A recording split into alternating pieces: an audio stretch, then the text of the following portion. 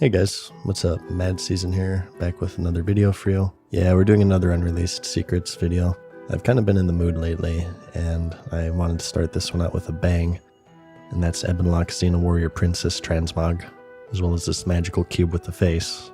Aw, he has a little friend, that's so cute. Nah, I'm just kidding, it's Alpha Karazhan. Before we leave Darkshire though, there's also this town crier, which I assume is here to warn people of Stitch's arrival. That's cool. I wonder why they took him out. Maybe he cried too much.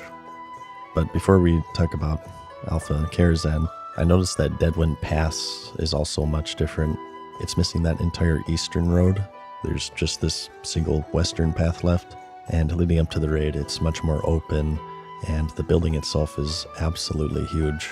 You can actually enter it from multiple different doors, and it's insanely big and very easy to get lost since it's obviously a work in progress and they haven't done the textures yet, so it sort of has this Superman's Fortress of Solitude thing going on. And I'll be honest, I wandered around here for over an hour trying to fully map it out, and just when I thought I had it figured out, I stumble across a new fork and get completely lost. I actually started to feel claustrophobic, which kudos to the devs if that's what they were going for. It's pretty impressive. So, while I regret to inform you that you won't see every inch, I'll show you most of it and stick to the most interesting stuff while I talk over it here. This is what you call a dungeon, or raid, I guess. If you didn't know, Karazhan was intended to be in vanilla, and this was one of the early versions. If you read the Warcraft diary by former developer John Statz, he goes into detail as why it was pushed back into the Burning Crusade. It was largely due to time, but they also had a bunch of design hurdles. The history is that this isn't even the first version. Rather, that was built in 2001, and it was made before they had a real 3D modeling software. Instead, he just used the Quake editor because he had experience modding that game, and he made it completely alone. It took him about 6 months, and it was so big that it took 30 minutes to load it in the software. This was all scrapped eventually, and another designer was tasked with making it with the instructions to make it tall and slender. Well, the problem with that is, as you probably guessed by now, was that there's just very little playable room, and the whole dungeon is just a collection of stairs with an odd room here and there. So that's this version, and as you know, it was scrapped obviously, and they returned the project to John Statz for a third version, where the concept was that it would be a series of disconnected towers floating around a central spire, and this was scrapped because the pathing data at the time couldn't support moving structures. Remember, this was before boats and zeppelins were added, so the designers returned with another demand, to make it as big as the upper and lower Blackrock Spire combined. And it was from this that we saw the birth of the Karazhan crypts, which were approximately the size of Lower Blackrock Spire in terms of square footage, and the tower itself was to match upper. As history showed, the developer said it was way too big now, and due to all of these changes and redos, the crypt portion was scrapped and the whole thing was pushed back to the Burning Crusade, where it became the expansion's first 10-man raid. And also again, interesting to note that at this point it isn't an instance. Again, it could be because it's an obvious work in progress, but it could also mean that this was intended to be another outdoor raid area where you would race other people for boss spawns, which again was a common thing during this era of the MMO. All in all though, this was a lot of work for it to never see the light of day. It's definitely one of the most labyrinthine dungeons I've seen. I personally think it's more complicated than BRD. But that might just be because it's untextured, so it's really hard to navigate because everything looks the same. I don't know about you, but looking at this is starting to give me a headache, so let's move on. Before we do that though, do you have time to discuss the premier meal replacement brand, Control? Let's just be real here for a moment. Gamers and healthy diets are two things that aren't really known to have a lot of overlap, but that's where Control steps in. They've created healthier and more convenient food options designed specifically for people who live the gamer's life. First is their meal replacement shakes, which have just 1 gram of sugar and are packed with fiber and good carbs, keeping you full for hours, and they actually taste good. They've also got protein bars and cookies for a quick high-protein snack. It's Grand Marshal, World First 300 Fishing, and World First Bloodseal Admiral in the recreation of a 15-year-old video game approved. I've kind of been straying away from the gamer diet, and it's helped me get my nutrition back on track, and they're now giving me the chance to help you do the same by sponsoring this video. So if you're ready to start making healthier choices, head on over to this link and use my code for 10% off of your order. I recommend checking out their bundle builder, which is a good way to try different products at a discount to save some money. Or if you want to skip the shipping wait, you can also pick them up at your local GNC. Anyways, I feel like the sound design of WoW is one of the most unsung heroes of the game. Leveling up, logging in, bleed effects sounding like they're recorded in the bathroom. One of the most iconic sounds in the game that most would agree, I think, is the quest completion. Just listen to that.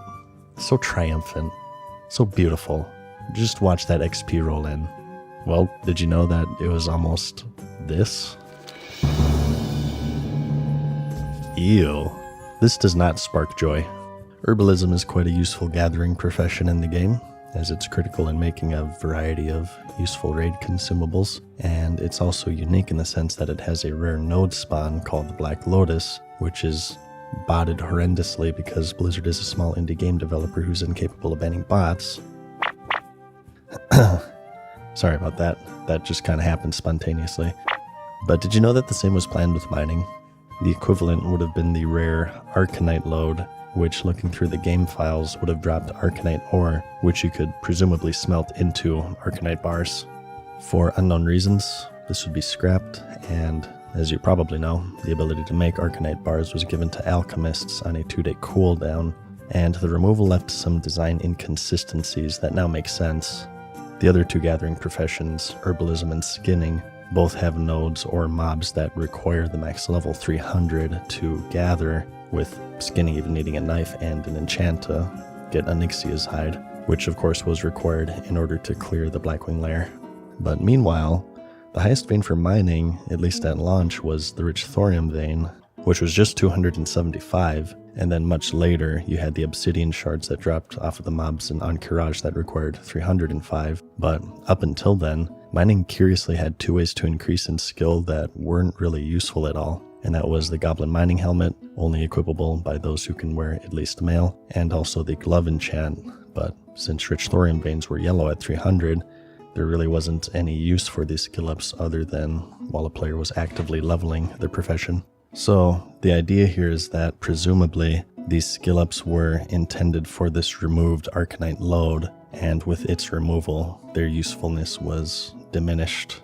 No one really knows why it was removed. My best guess was that they wanted to make alchemy more useful, so they switched the ability to make these bars to them, but as a consequence of this, with the timer, that meant that they were no longer farmable, and this would of course result in the Arcanite bar being one of the most expensive trade materials in the entire game. In a previous episode, we took a peek at Early Booty Bay, which had some changes. As it turns out, Zul'Gurub also has some stuff going on that I wanted to show off here.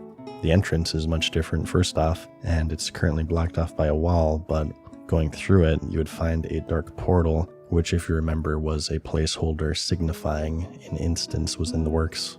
Of course, it's inactive at this moment, but going through it, we have this glitchy little path leading to the actual area, the size of which is quite large, about the size of the entire Deadwind Pass zone, as you could tell by looking at the map here. In the middle lies a large body of water with some underwater ruins near the entrance. And as for the tour, I'm going to first stick near the water since that has the most going on, and then we'll circle back along the edge of the mountains. And what you'll find is that it's very open.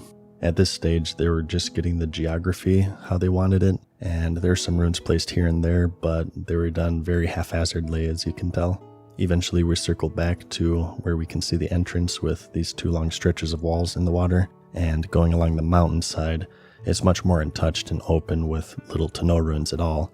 So this whole area would later be wiped from existence. And of course, as you know, ZG would eventually get its own dedicated instance where adventurers could take out Hakar and all of his priests.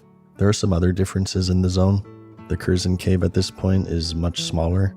It's just a copy of one of the ones where it splits off into 3 paths, and it's also incredibly crowded. Hey Carl, how many mobs do you think we should put in this cave? Oh, I don't know, maybe, I don't know, 1 million? A lot of the mobs also share the Colonel's model, and if you're wondering where he was, he's not at the end like you would expect. Rather, he's just sort of hanging out in the front lines to the right near the entrance. I respect it. A leader who fights with the foot soldiers. I mean, I'd join his cult. Speaking of which, right outside, we have more model changes. It's the same as the Bloodstill Pirates in Tannerus from the last video. I'm not really sure how to describe them. They're like evil humans or cultist humans. I'm not sure. The Rebel Camp is the same. Again, just some different models here. And lastly, off to the west, we have some stuff going on. Interestingly enough, we have this swampy area with crocolisks that never made it into the live version of the game. And lastly, for Stranglethorn, we gotta talk about the Bengal Tiger Cave. This wasn't in the alpha at this point. Rather, this was a thing through all of the release up until the Cataclysm expansion, in fact.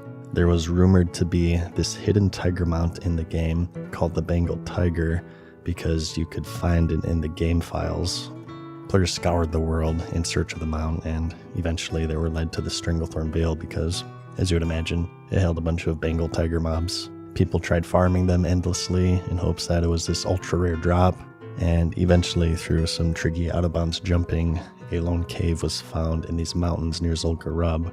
It was never designed for players to be able to reach. I think it was more just scenery for when you're flying over the zone, but there's quite a lot of detail put into it. You have this nicely lit path with a bunch of torches and crates scattered about, and this cave which holds these tarps, which vaguely look like Bengal tiger hides. Thus, the Bengal Tiger Cave was born. It was rumored that under certain conditions, a vendor will spawn in the cave and sell you the fabled mount.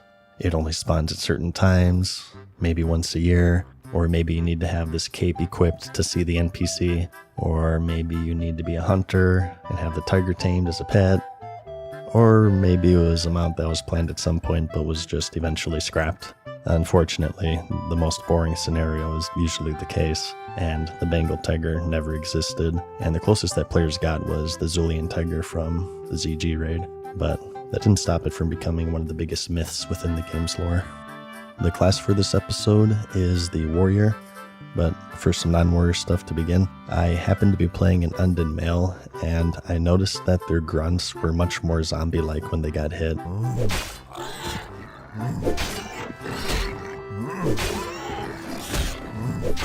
But the first big change is that both defensive and berserker stances are just straight up trained, and they also functioned a little differently. There seemed to be no threat system, or at least it was very early, so defensive stance just makes it so you generate rage when being hit, and berserker stance grants rage when hitting an enemy, and battle stance does both, and all three stances also grant access to exclusive abilities just like live.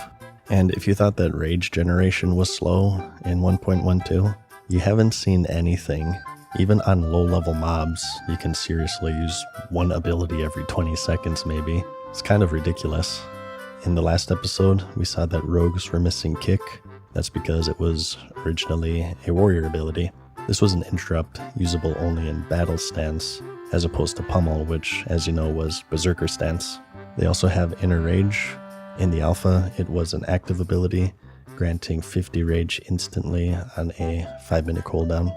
Charge is in the game at this point, but it currently just teleports you to the enemy because they hadn't finished the pathing for it yet.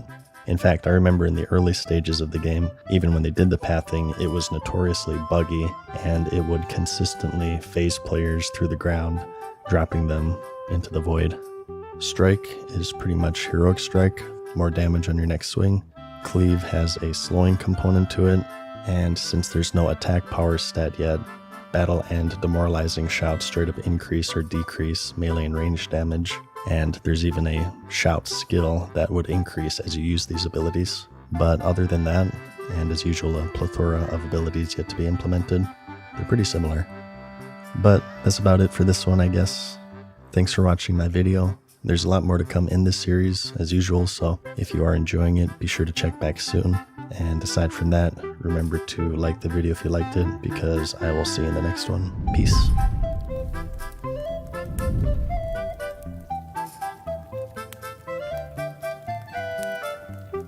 Farewell for now, mortals. We hope you enjoyed today's video. See you again soon.